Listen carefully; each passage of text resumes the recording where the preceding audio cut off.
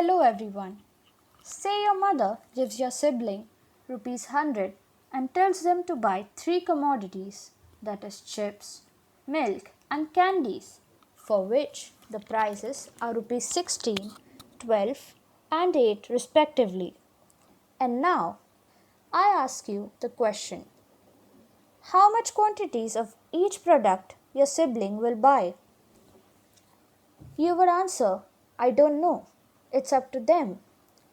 Now, if I ask you on what basis will they decide how much quantity of each product to buy? Tricky question, right? Well, don't worry, all your questions will be answered. And today, we are going to learn the law of equimarginal utility. Assuming that your sibling is normal, they'll try to spend their money on all the three commodities in such a way that they attain maximum satisfaction. And the way they'll do it is by applying the formula, that is, by equating the ratio of marginal utility to price of all three commodities. Don't worry, it isn't that complicated.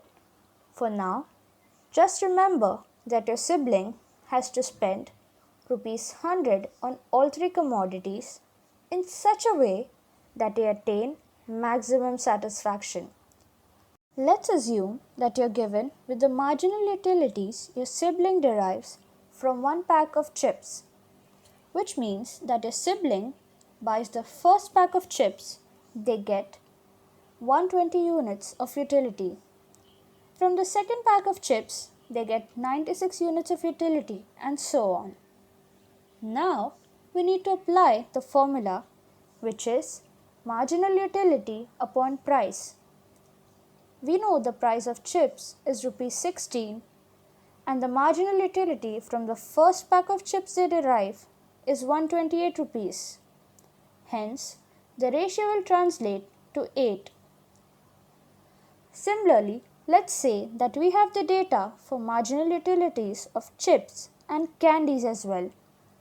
Now, if possible, pause the video and please try to understand the table first, so that it's easier for you to grasp what's next. Alright. Remember, as a rational consumer, your sibling will try to equate the ratio of the marginal utility to price of the three commodities. Let's say your sibling equates the ratio of 8 of the three commodities. In that case, they'll be buying one pack of chips for rupees 16 and two packs of chips for rupees 24 and three candies for rupees 24. However, by doing this, your sibling is not spending the entire 100 rupees but only 64 rupees. And we wish to know how they'll spend the 100 rupees to gain maximum satisfaction. Okay, so let's say your sibling tries to equate the ratio of 6.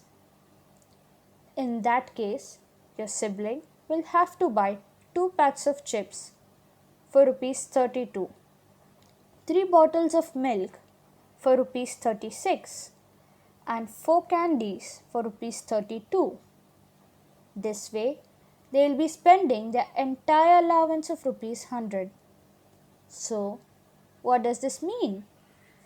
Remember our original question of how will your sibling allocate rupees 100 to gain maximum satisfaction from it? So, given rupees 100, your sibling will buy 2 packs of chips, 3 bottles of milk and 4 candies to gain maximum satisfaction.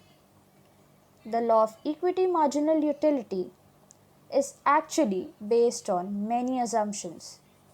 However, the assumptions that you all need to know are rationality and cardinal utility.